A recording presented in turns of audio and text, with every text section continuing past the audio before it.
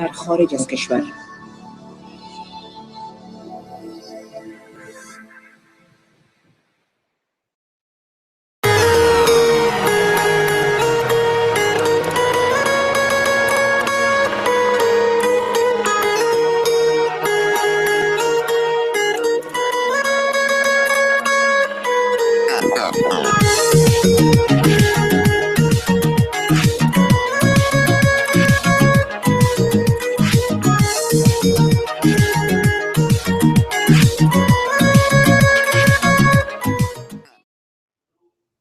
خوش آمدین بینندگان ارجمند در برنامه افغان ام تی وی. امیدوار هستم که همتون جور و صحتمند باشین، مخصوصا وطندارای عزیز ما که در داخل کشور ما افغانستان هستن.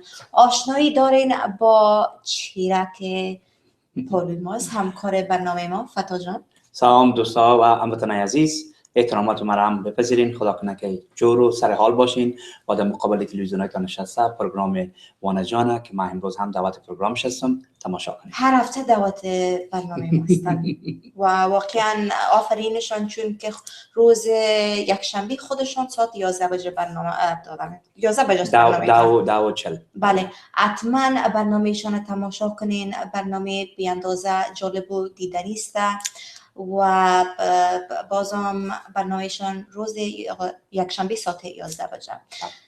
درباره برنامه امشب ما صحبت میکنیم.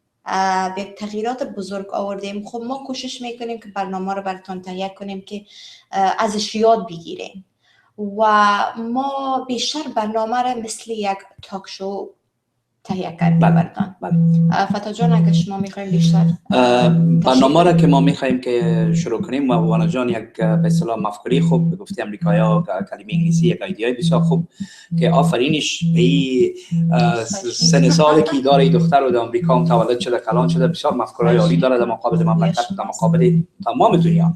و ما میخوایم که امی درباره امی حالت‌های اخیری که در افغانستان آمده، در امریکا آمده، وانا جان یک کم روشنی بر شما بندازه در حساب دونالد ترامپ.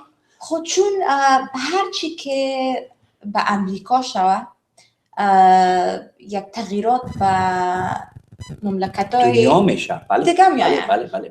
مرکز میایه. مرکز همه دنیا تقریبا امریکاست. بله. درست واضح است. همه که دونالد ترامپ میشناسن، خب ریپابلیکن ها که هستن دوستش دارن، بیشتر دموکراتیک پارتی یعنی واقعا ما علاقه مندش نیستم و بیشتر شما ایره باعث یک دیوانه میشناسین، یک آدم که به تلویزیون میشینه، دو میزنه، قال مقال میکنه، گپ زدن خود نمیفهمه. اولین موضوع درباره اینمی دونالد ترامپ است. میخوایم که کمک درباره زندگی شخصیش صحبت کنیم که ای کی بود، ای کی هست و ای خود آله به کجا رساند. بله.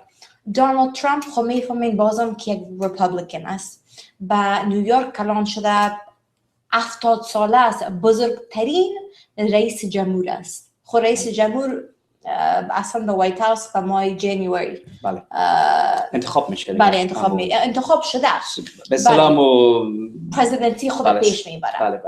بله 65 روز دیگه مونده دیگه. بله 65 روز. بله و خود دونالد ترامپ تاول 3 خانم دیر کرده. آل خانمش ملینا ترامپ است که با درباره زوم صحبت میکنیم. خود دونالد ترامپ به نیویورک کلان شده. در شهر کوینز سیتی. به شهر کوینز. بله. و تاریخ تولدشون فکر میکنم 14 جنوری 1946 است.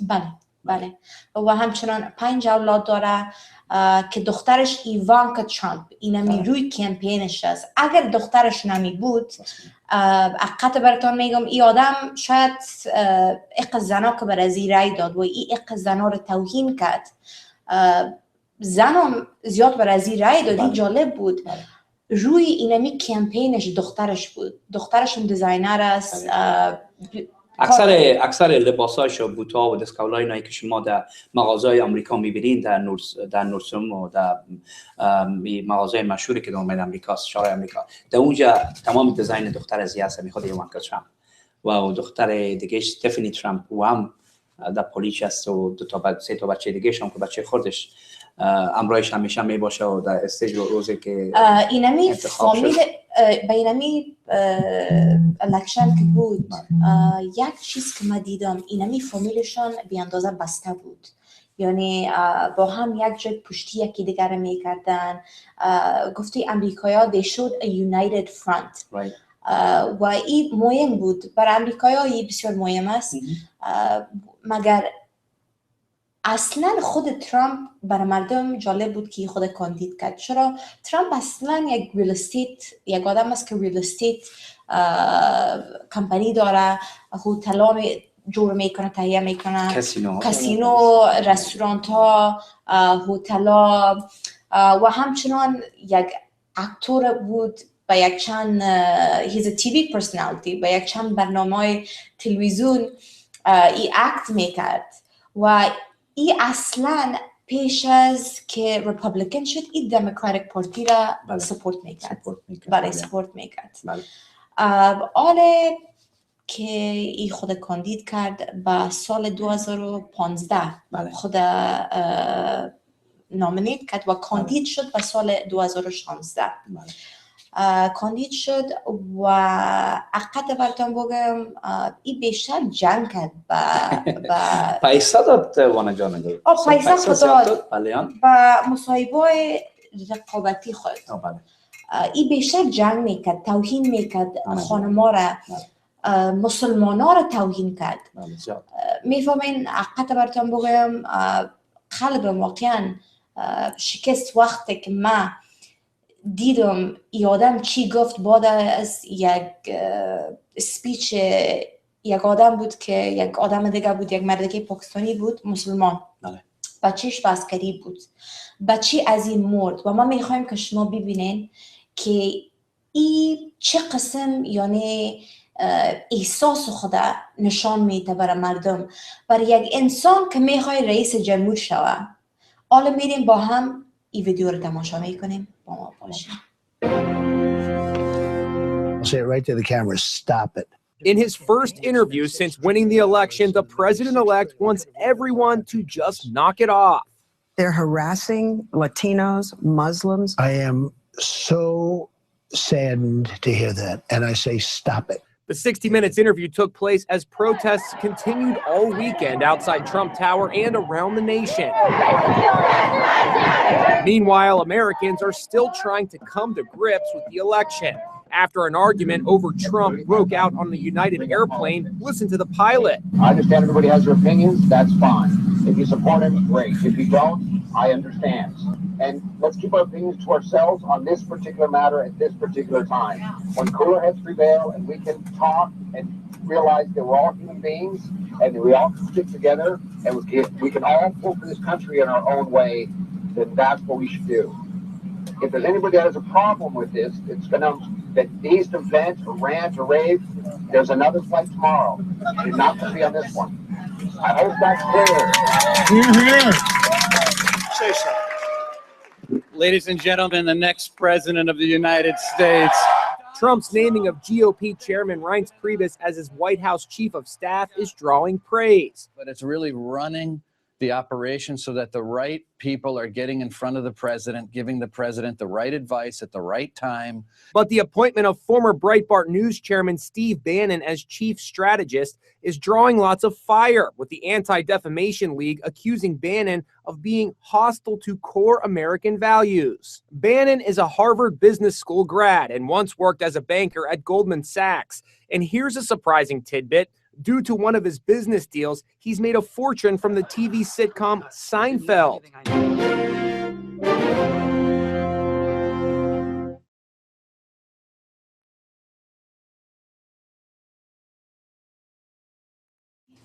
خوش آمدین دوستای عزیز. این یکی از کلیپایش بود که براتون پخش کردیم و میخوایم درباره مظاهره صحبت کنیم.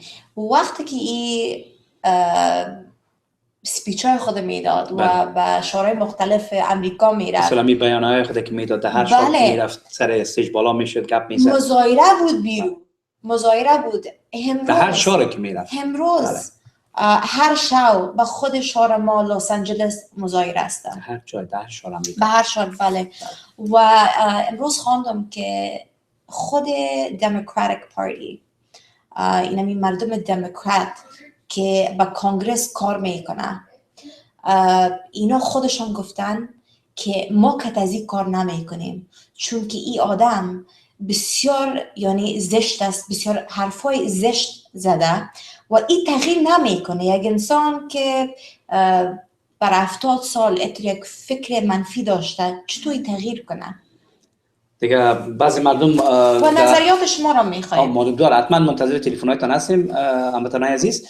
و یک چیز دیگر هم باید از براتون بگویم که بعضیا در خبرهایی که از طرف دیگه چینل‌های تلویزیون‌های آمریکا ما می‌بینیم اینا میگن که بیاین ببینیم که یک بزنسمن چی میکنه در این مملکت. بله. ما تا بین‌الملل را از روزی که اینمی مسئله انتخابات آمریکا بود دیدیم همگیشه و همگیتون هم شاهد حال هستین. دامین آمریکا کسین و در سر دنیا کسین، خصوصا افغانای نازنین که در جایی که هستین، هموطنای نازنین، شما میبینین که این آدم به چی رقم برد این مسابقه را؟ از طریق electoral votes برد. بله. بله. و همگی به اصطلاح گفته آمریکایی‌ها شاک شد. واقعا ما به خانه ما هر وقت ما صحبت میکردیم و خب برادرم ریپابلیکن است حقیقت میگم و ما میگفتیم هیچ امکان نداره، تو یک گپ میزنی که اصلا امکانش نیست. اونمو خب بسیاری مردم میگن که خوب است که برد چون که حال توجهش دیگه طرف میشه. توجهش دیگه طرف میشه مگر دنیا را ای خرابتر میکنه. دو چیز یعنی دو پرابلم بزرگ که ما داریم امروز از خاطر ای آدم و مظاهره که از طریق مکسیکویاست و مسلمانان، چون که مسلمانان را اول گفته بود که ما میکشیم از امریکا، بعد از او گپ خود پس گرفت، معذرت خواست، گفت که بک‌گراند چک میکنیم. بله. آله میگه که برای اینمی کارتل یک گنگ بزرگ مکسیکوست. برای ازیا میگه که ما یک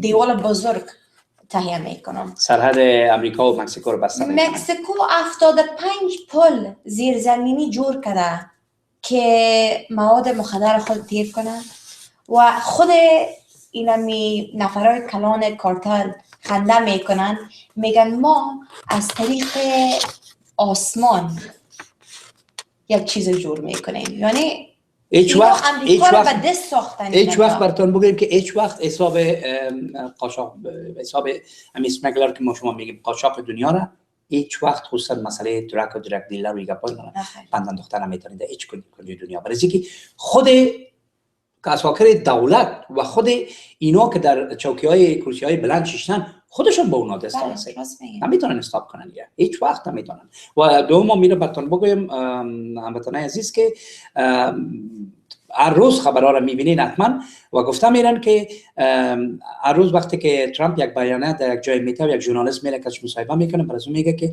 ما او خارجی‌ها و او مسلمان‌ها را از مابین مملکت خود میکشم به خاطر که مملکت ما تمام کشان مسائل سلاح‌ها را در این مملکت آوردن، در حالی که سلاح از کجا داخل امریکا میاد شما خودتون فکر کنید.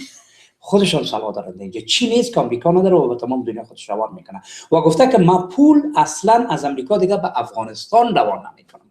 خب پولی که ما به افغانستان روان کنم چرا ما امریکا رو جور نکنم؟ این آدم واقعا پولدار است. به مجله فوربس 365 richest person in the world. بله.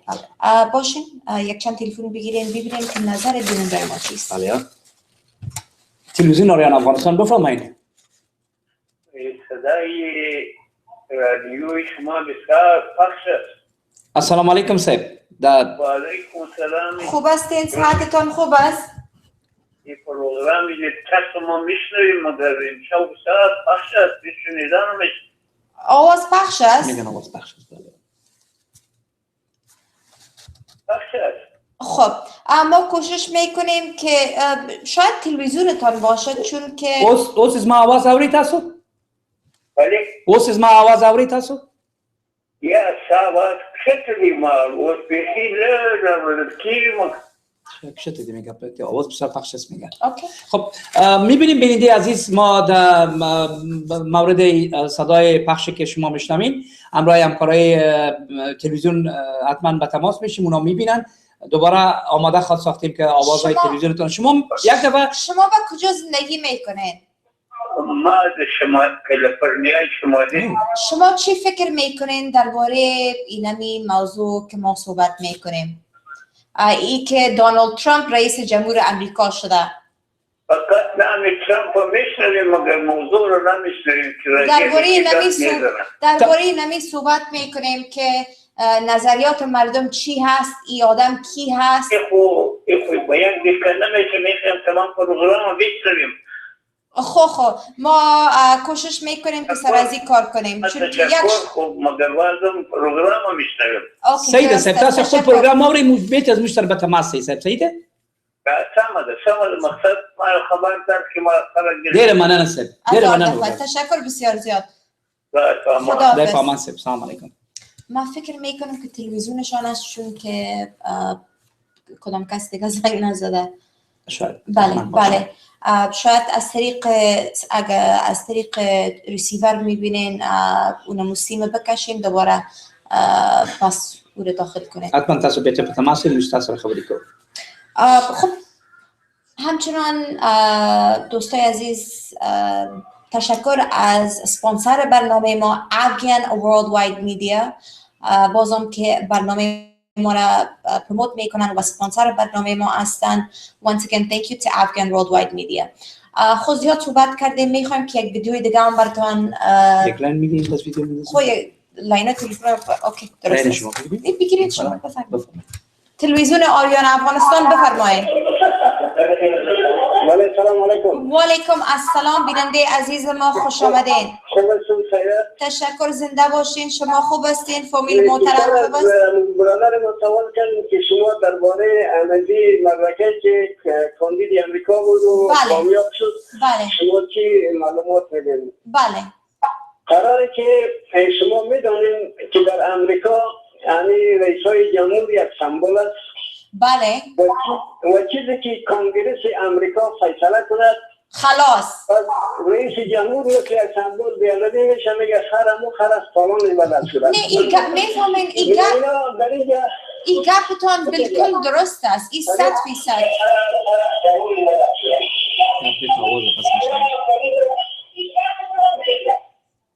اگه بتونین صدای تلویزیونتون کمک پخش کنین صدا را پس کنیم و باید ما شما درباره ازیا هیچ فکر نکنیم به خاطری که در امریکا قانون است هر چیزی که کنگرس فیصله کنه قانون یک نوع کاربردار مگر این جالب است که کنگرس نمیخواد کار کنه که زیاده مسلمان‌ها در خطر است هیچ وقت مسلمان‌ها در خطر نیست به خاطری که او کسی که مسلمان است هیچ وقت به کافرها به انسان هیچ وقت ضرر نمیرساند. کسی که غیر شعوری یکون تحقیقات را که میکنند اونا از جمله انسان‌هایی هستند که به هیچ چیز ندارن وفا ندارن نه به مسلک خود نه به مذهب خود نه به ایمان خود نه به خدای خود. پس شما این گپا را هیچ تشویش نداشته باشید یکونه که مردمایی که خصوصا تفریقی شد اینا تقریبا بسیار فکر میکنه که ولد مثل که در افغانستان خطی اومد گفت که ما در خطر از دین ما اما دین ما در خطر نیست مسلک ما در خطر نیست به شکل که خود ما خوب باشیم دین ما مزایم کلانشون از این پروگرام تا یک جهان تشکر زنده باشین. تشکر بسیار زیاد. سلامت باشین برادر محترم. زنده باشین. خداحافظ. خب بسیار واقعا بسیار صحبت های زیبا. حالا میریم با هم کلیپ بعدی را براتون پخش میکنیم که درباره اینمی صحبت کردیم که یک عسکر مسلمان که به خود United States Army کار میکرد شهید شد. حالا میریم با هم این کلیپ تماشا میکنیم. Tonight we are honored to stand here as parents of Captain Humayun Khan and as patriotic American Muslims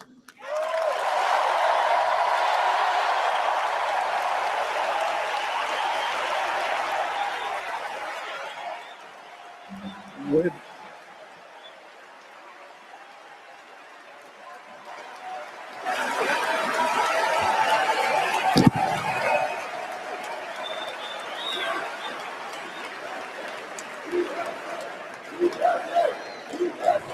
as patriotic American Muslims with undivided loyalty to our country.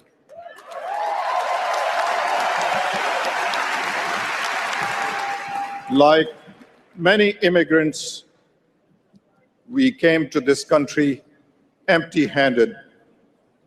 We believed in American democracy, that with hard work and goodness of this country, we could share in and contribute to its blessings. We are blessed to raise our 3 sons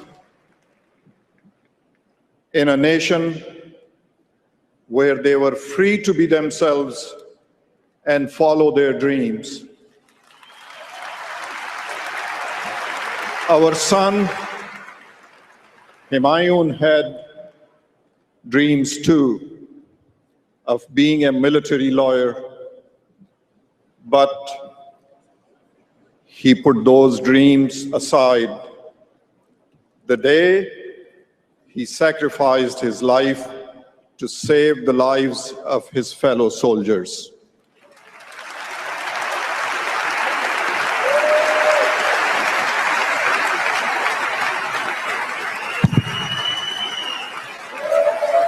Hillary Clinton was right when she called my son the best of America. If it was up to Donald Trump, he never would have been in America. Donald Trump consistently smears the character of Muslims. He disrespects other minorities, women, judges, even his own party leadership.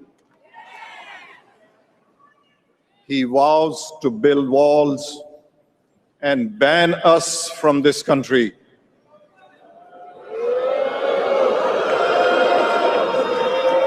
Donald Trump, you're asking Americans to trust you with their future.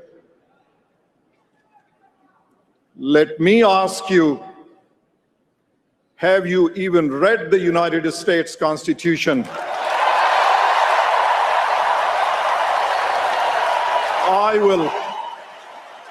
I will gladly lend you my copy.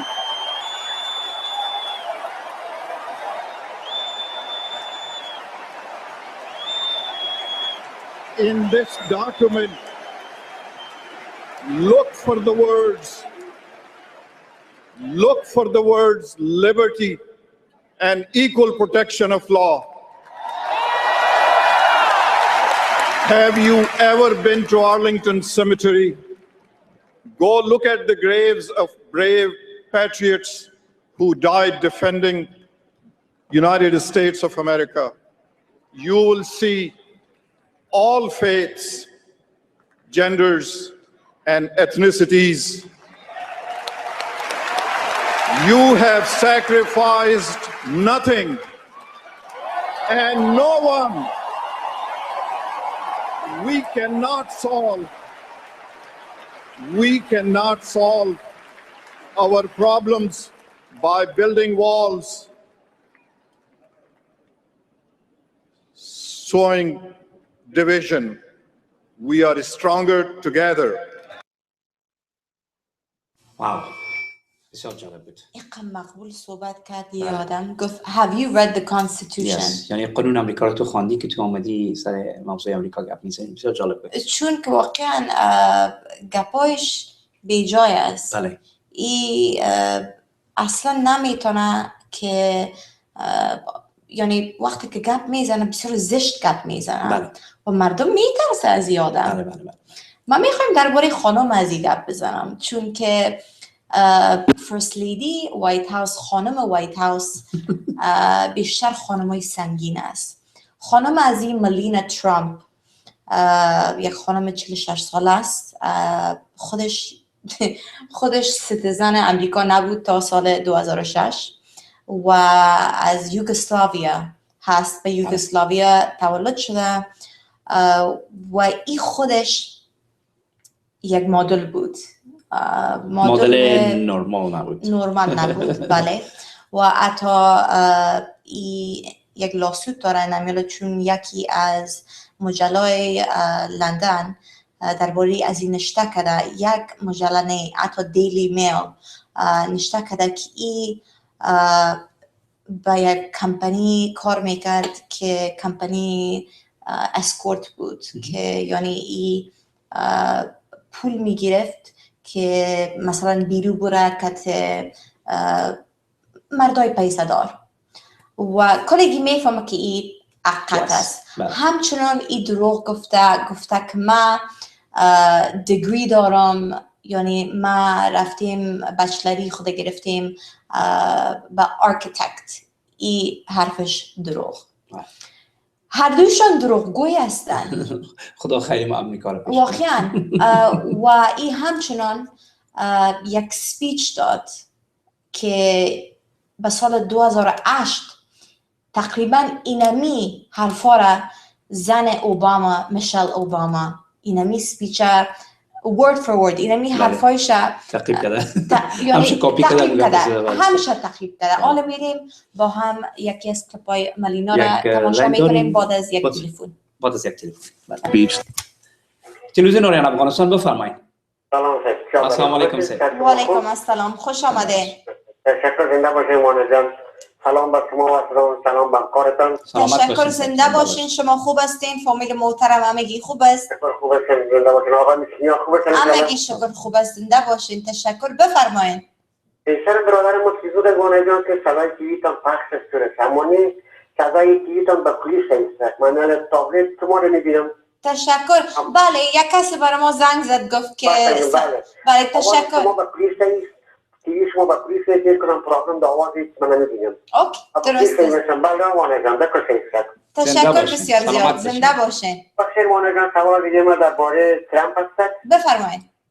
که ترامپ است ما طرفدار ریز نبودم. ما خودم ریپابلیک دموکرات هستم. بله دموکرات. بله. سلام. من دموکرات ما طرفدار زدم نیست. رای دادین شما؟ بسیار در گفتارات میزه بسیار جبه منفی بسیار جب بوده میشه وانه. بله بله این راست میگین و میفهمین یک گپ دیگه هم است، یعنی بسیار مردم رای هم ندادن. یعنی اگر شما بله بسیاری شورا و استیتا رای ندادن. بله همون بله راست میگین. اما این بسیار سمارو قاره خود بله بله بله موشه دستم. بله نه راست میگین. اما این بر سیاست نیست اصلا بوی نمیبره. نه خیر اصلا نه. قبیه شیران که من قبیه با خبرهای افغانستان شدم با خبرهای امریکان شدم که از این قبیه از وقت زلمه فکر به نامش کنم شده او با وزارت خارجه مشاور دیده شد. افغان هستم زلمه خلیلزاده میگن. خلیلزاده. بله نشان داد کل قبیه نشان داد. قبیه بسیار اموال فامیده است که جمعه زلمه خلیلزاده هم باید مشاور دیده شده. خدا خیر پیش بله. خب آدم فامیده است. من هم میخوام که انتقاد کنم سرشان، چون من اصلا درباره سیاست بله او برنامه از گپ میخیزد. بله من از سیاست میبام خلیلزاد من بسیار علاقه که گفتارش بشنم. اما خود از این شخصی که پاور امریکا است که اصلا من طرفدارش نیستم و خدا در خدا پیش کنه کنده چی خواسته کنه. تشکر بسیار زیاد از تلفنتان، از نظرتان. تشکر که برنامه را تماشا میکنین و امیدوار هستم که همکار دائمی برنامه ما باشین. خوب نگاه من همیشه پروگرام آقای میسکینیار هم میبینم و پروگرام شما رو میشنوم. تشکر، زنده باشین. تشکر بسیار خواهش زیاد. میکنم وانا جان گل براتون شب خوش میخوام وانا شب جان خوش. تشکر صحبت خوشتان. تشکر. هستی بس تک مستان باستان کتبا کت میزنم. تشکر بسیار زیاد. تشکر بسیار زیاد. سلام میگین. شب خوش داشته باشین. خداحافظ. خداحافظ. شب خوش. خب کدام کلیپ داشتیم؟ حالا میریم با هم کلیپ ملینا ترامپ خانم دونالد ترامپ از تماشا میکنیم. Trump delivered to this convention last night. We knew we'd be doing that on Tuesday morning. What we didn't realize is that we would be talking about a couple of portions of that speech that appear to have been lifted almost word for word from a speech that Michelle Obama delivered to the Democratic National Convention back in 2008. Mrs. Trump said last night it wouldn't be a Trump campaign without drama and excitement, but this is probably not what they had in mind. Let's find out more about that. Here to break it down. Good morning, Matt and Savannah. I was on the convention floor last night as Melania Trump delivered that speech.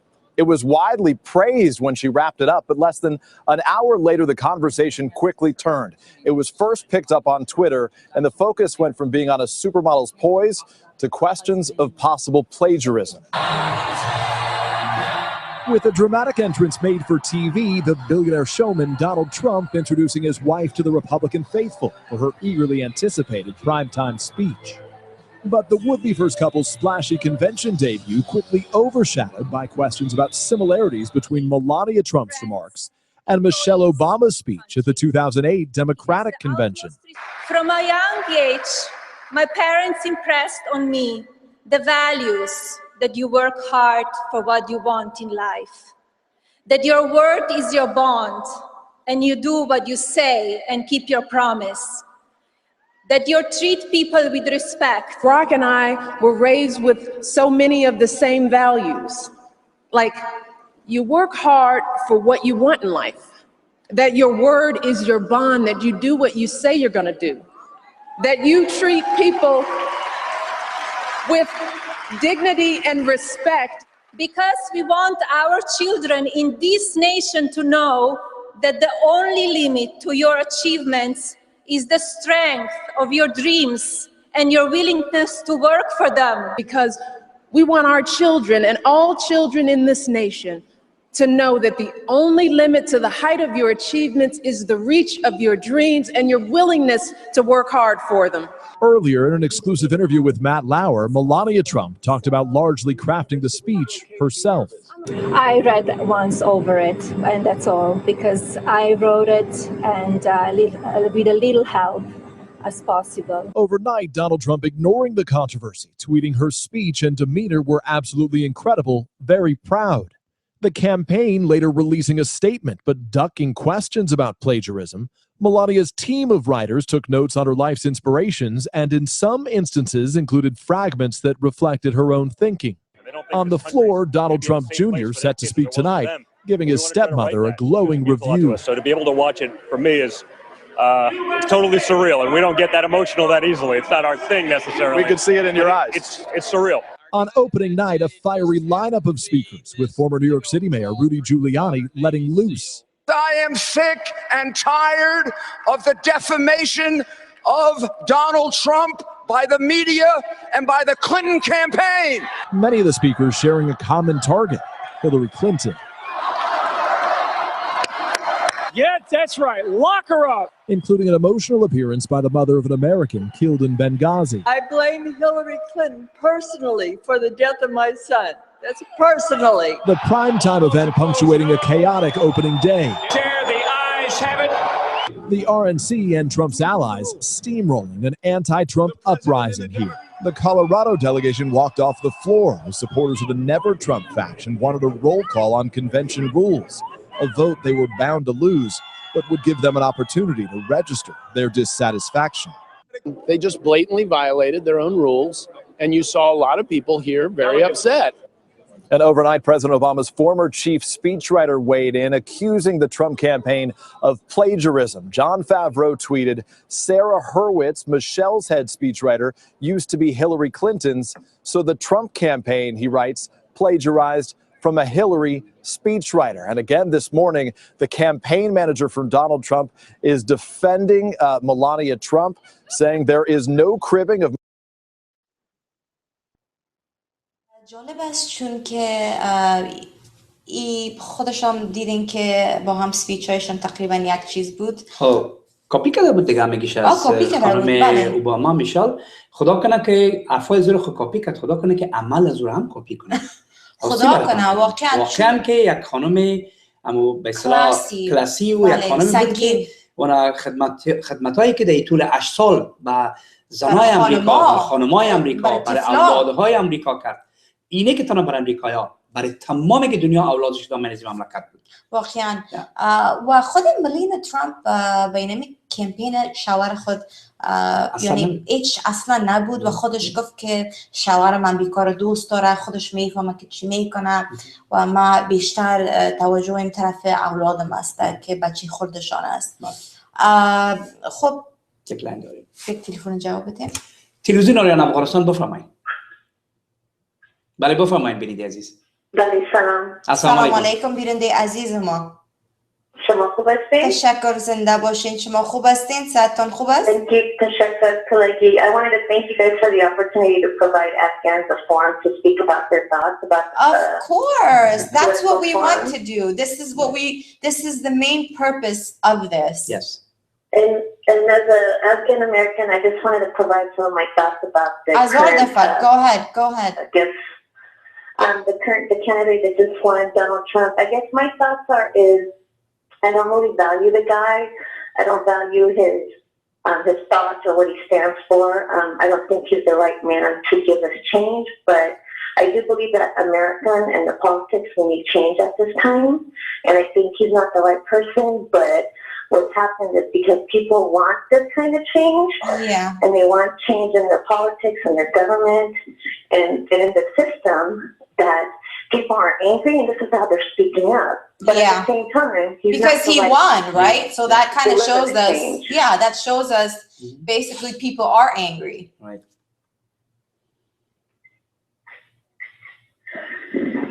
بله. تلویزیونشون خانم آوازشون. Hello. Right. So basically, I guess what I'm getting at is that we need change. He's probably not the right man, but at the same time, he did follow the democratic process that this country stands for, and we might have to just give him a chance. And at the same time, we have no chance. We have no choice. We've accepted him as Muslims, and what we also show is that he didn't win. We can't be scared. We cannot live in fear, and all we can do is we live our lives to what we stand for, and that way that'll show that he did not win. Very well said.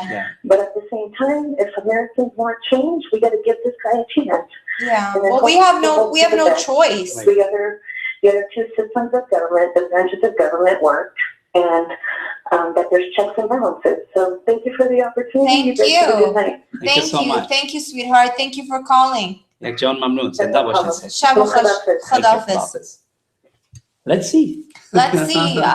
به 20 جنوری سال 2017 بالاخره به وایت هاوس میرسانه. یک چی دیگر ما دیدیم وانا جان، بیننده‌های عزیز، هموطنان عزیز، یا باید متوجه باشین در فیسبوک برین به نام Women of America. یک مارش بسیار بزرگ دارند در تاریخ 17 جنوری در واشنگتن دی سی که از تمام امریکا و حتی گفتن که از سراسر دنیا زنای دنیا میآیند به خاطر از این مارش برای حکومت جدید آمریکا. دیگه خدا خیرت بده. عکس‌ها انداختن از طرف کنگره یک چند تا کنگرسمنایی که در خود آمریکا است. شما اگر برین ببینین در فیسبوک سایتش رو فکر نکنم کمیال آماده باشه. حتی گوگل میتونین کنین. تاریخ 17 جنوری 2017 اینو متوجه باشین هموطنان عزیز که بسیار جالب است. یک لاین دیگه. بینی عزیز روی خط هستین. سلام علیکم. دونالد ترامپ. السلام علیکم سید. السلام علیکم. خوب هستین؟ صحتتون خوب؟ Donald Trump. Yes, okay, go ahead. Go ahead. بفرمایید. هلو. آزار نتین هموطنان عزیز. اگه گپ داریم. بخلم علاقمند دونالد ترامپ بود. که گفت دونالد ترامپ. فکر کنیم در کازینو و گپ ها اینا. افغانه با شما خدا یار جانش زیاد کازینو است. راست میگی. خب. هموطنان عزیز تلفنتون قطع شد. اگر خواستین دوباره پس زنگ بزنید، ما در خدمتتون هستیم wana جان. خب حالا میریم درباره یک موضوع دیگه صحبت میکنیم.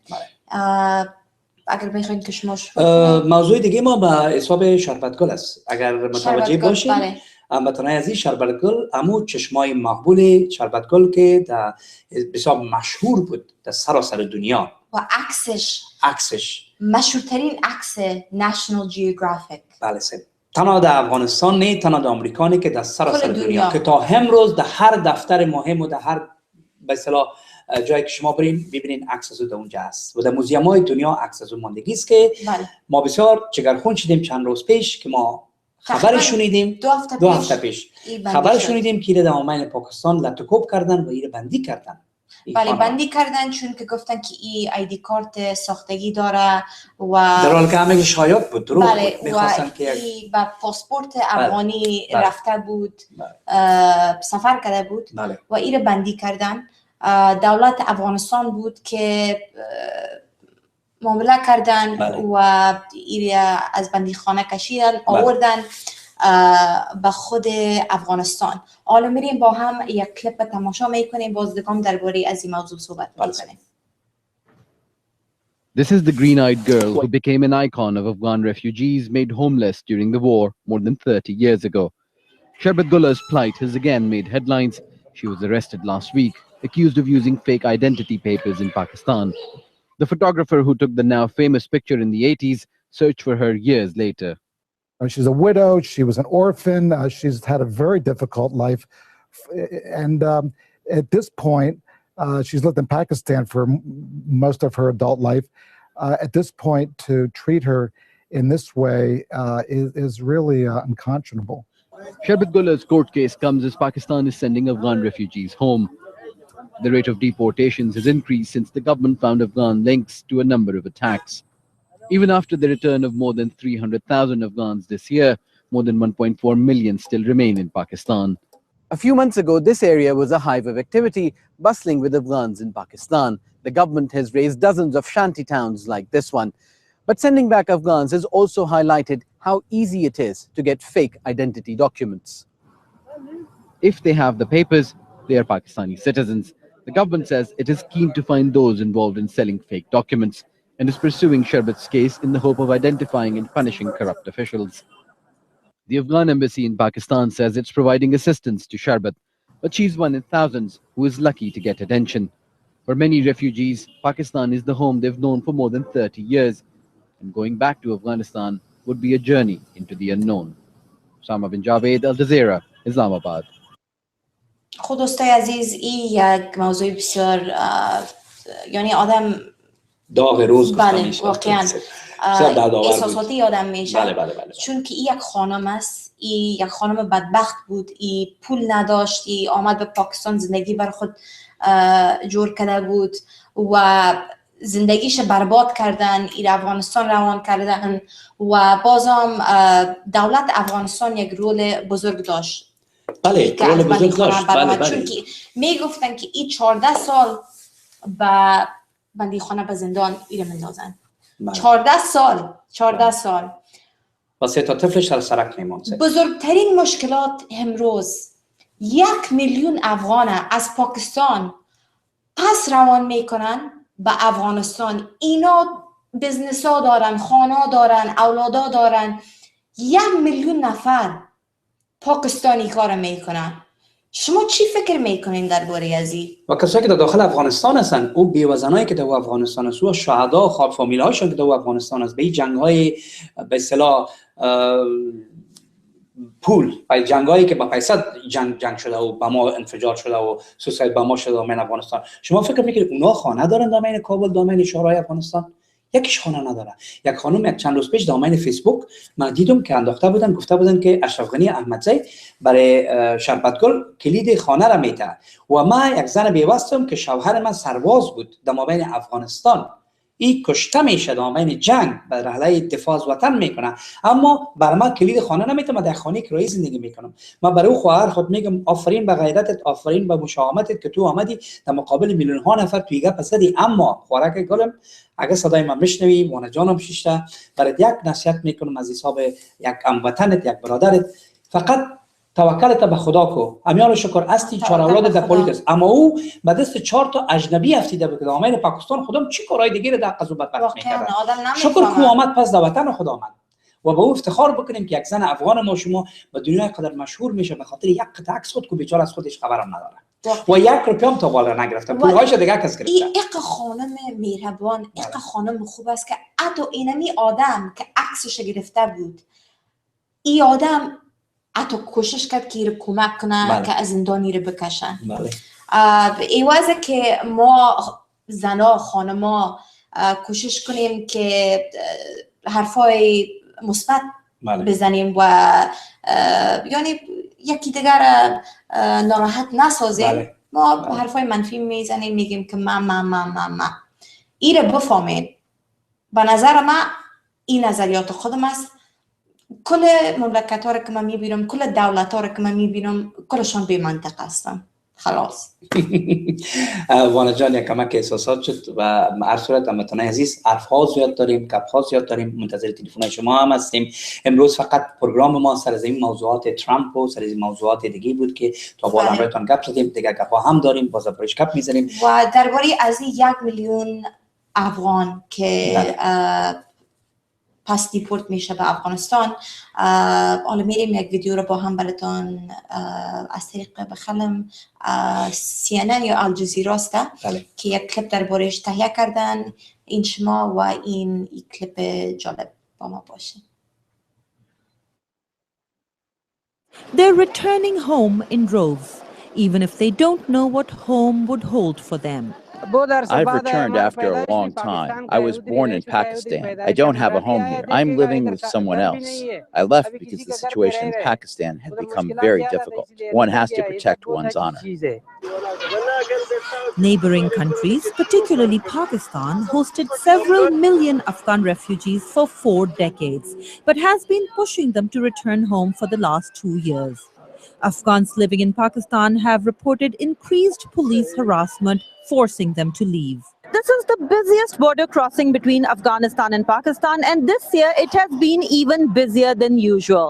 The number of Afghan refugees returning from Pakistan to Afghanistan in 2016 is up by more than 300% compared to last year. The United Nations warns that the returnees will make up the bulk of more than 1 million Afghans that will be displaced by the end of the year. Most would need assistance. At least 40% are considered highly vulnerable. The Afghan government is struggling to provide for them. Haji Ghulamullah has returned home with his clan of 600 to 800 families, most of them too poor to pay for their own food or water. He's paying $300 per day just to get water delivered. The Refugees Ministry told us that they would build houses for us and provide water. When I called them from here that nothing was done, they said launch a street protest, close roads. I don't like doing those things. The UN has issued a flash appeal for more than $150 million, but only 13% of that total has been funded so far. With winter around the corner, the situation is fast deteriorating into a humanitarian crisis. Aisha Tanzim, VOA News at the Torkham border crossing on the Pakistan-Afghan border. خب این واقعا بسیار یک جگرخونی است واقعا ما هم فیلم دیدیم بسیار واقعا چی کدر میتونیم این چیز اصلا این چیز این دولت پاکستان است خود پاکستان یک دولت چی نیست که آدم بگه که اوکی من پاکستان میرم کار پیدا میکنم زندگی برای خود جور میکنم خود پاکستان اونا هم قبول ندارن سرکایشان خاکبر است یعنی من نمیفهم مردم پاکستان ما این چیز گفتن نمیتونیم برای که مردم پاکستان مملکتشان است اما این کسانی که در رأس دولت قرار دارن مگر یک پاکستانی و افغانستان است بله ما اینطور است که ما همیشه به حساب گفته آمریکایی ویلکام گفتیم اینمی طالبه که میگن که به داخل افغانستان است بله چی است همین مردم بشناسه که کی است از کجا است چی رقم است از کجا آمده خب به هر صورت حالا اینا خود روانه افغانستان شدن خداوند تعالی اینا را خیر و برکت بده، کسی که اینا را جای میته در اونجا، کسی که اینا را پول میته در اونجا، کسی که اینا را خانه میته برشان. و ما همیشه می دعا را میکنیم که هر افغان ما در کل دنیا که هست ببینیم که دولت افغانستان چطور این مردم خود کمک میکنه. برای پاکستان نشان بتین قدرتتانه. اقا پول دارین، حالا قدرتتان نشان بتین، کمک کنین این مردم. چون 1 میلیون نفر میفهمون که نمیشه، چون نمیاد خود کابل یعنی کابل بسیار یک شهر خرد است. و کابل که ساخته شده برای مردم ساخته نشده. فکر کنین 1 میلیون نفر حالا پس طرف افغانستان میره. یک چیز دیگه ما میخوایم بگیم وانا جان گل، بسیار یک شب خوب بود واقعا که ما خواستم که یگان در دلم یگان گپای کس باید است بگویم. این بسیار گپ است که واقعا که هر افغانم که بشنوه، هر هموطنم که بشنوه خوشش میاد. وقتی که ترامپ میگه من تمامگی پیسایی که به افغانستان روان میکردم همیشه بند میکنم، روان نمیکنم. هر کمکی که به افغانستان کردیم به بیلیون ها دلار روان کردیم استاپ میکنم. ما هم من حیث یک افغان، من حیث یک همشهری از اون مملکت که فعلا در یک شهر دور از دور دنیا افتیدیم به حساب غربت، هرچی که باشه مسافر هستیم ما شما. دی وطن ما نیست. اگرچه خداوند تعالی میگه هر ملک ماست که ملک خدای ماست، اما وطن ما او وطن است، افغانستان است. اما یک چیز دیگه رو میخوایم براتون بگویم، کسانی که در افغانستان هستین، در او اقتدار، در او چوکی‌های بلند هستین، شما هم یک کار بکنین که چیزی که ذخایر معدنای لاجورد دارین، طلا دارین، الماس دارین، یا هر چیزی که دارین افغانستان داره، است کوه‌های از این چیزا رو داره، شما استاپ کنین، نمانین که بکشن از ما بین افغانستان. این کار شما خوب کنین. یگان مردم قدرت دارن، یاد ندارن چطور قدرت خود استفاده کنن. اگر قدرت دارین به جای قدرتتان یعنی استفاده کنین. به جای نه. آن وقت است که قدرتتان نشان میگیرین وانا جان. هزار دفعه بفرمایید. تلویزیون رو افغانستان بفرمایید. برادر گل سلام علیکم. السلام علیکم برادر گل. خوش آمدید. قربان شما شم. کمال جان، وانا جان. سلام علیکم. جوان نازنین افغان. افتخار مردم افغانستان.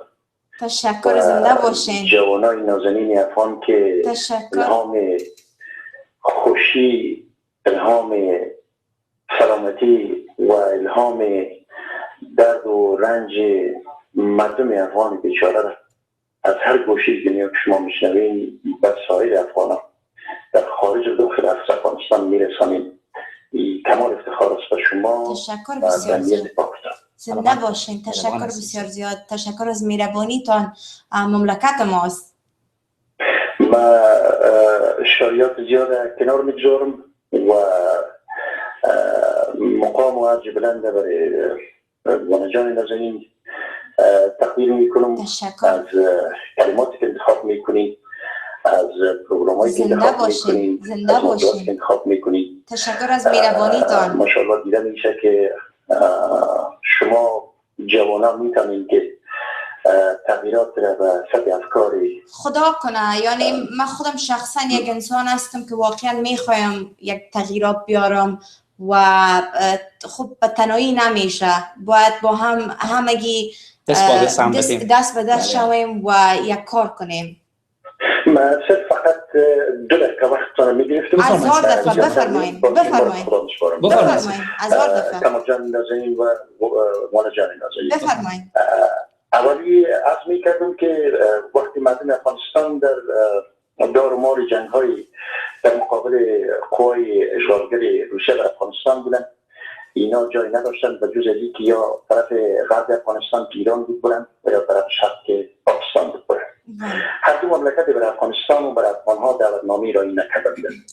اما اینا سطح افکار از اینا معلوم بود که افغانها را چه رقم از قرنها و سابقها و تاریخهای سابق در همه افغانها معلوم بود که اینا چه رقم افغانها را بتوانند تجزیه کنند که به امور روز نائل شدن و افغانها اقتدار تحصیل به طرف ایران و اقتدار به طرف پاکستان.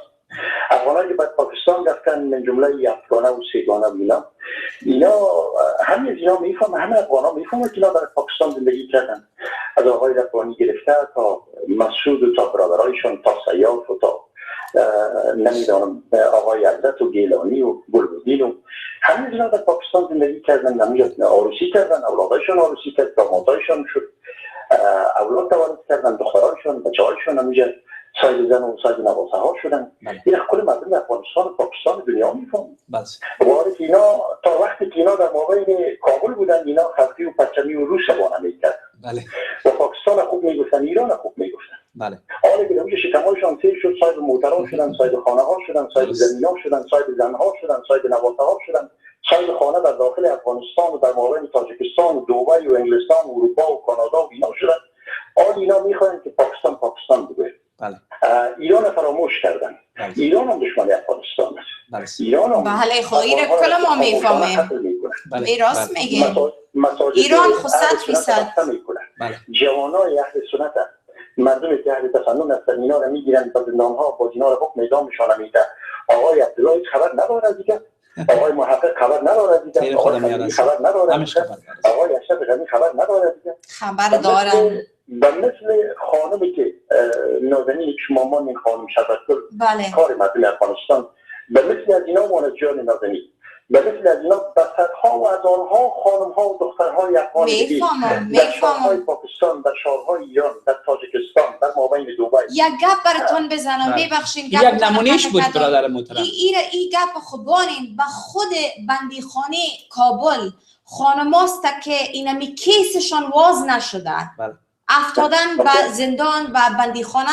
یک وکیل نامده که اینمی دوسیهشان واز کنه که ببینه که چرا ای به زندان است، ای اولاد داره، ای فامیل داره. یک معلومات کوتاه دیگر درباره کسایی که زمامدارای افغانستان است.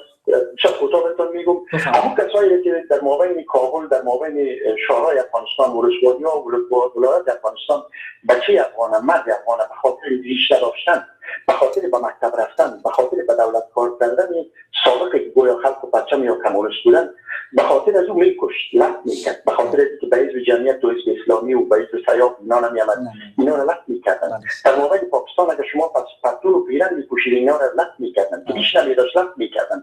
حال در کابل همون زمامدارا صاحب قدرت شدن، بچه‌ای که ریش میمانه او را لفت میکنه، بچه‌ای که لنگی میپوشه او را لفت میکنه.